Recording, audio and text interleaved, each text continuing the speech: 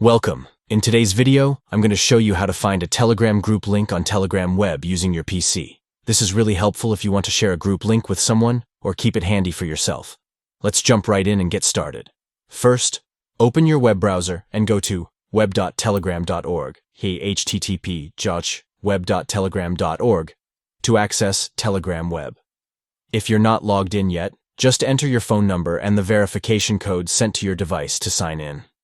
Once you're logged in, find the group where you want to get the invite link. You can either scroll through your chats or use the search bar at the top to quickly locate the group. Now that you're in the group chat, look at the top of the screen. You should see the name of the group displayed there. Click on the group name to open the group's profile and settings. Once the settings page opens, scroll down a bit. You'll see an option labeled Invite Link. This is where you can find the unique URL to invite people to the group. When you find the link, simply click on it. The link will automatically be copied to your clipboard, and you'll be able to share it wherever you need, whether it's with friends, family, or colleagues. And that's it.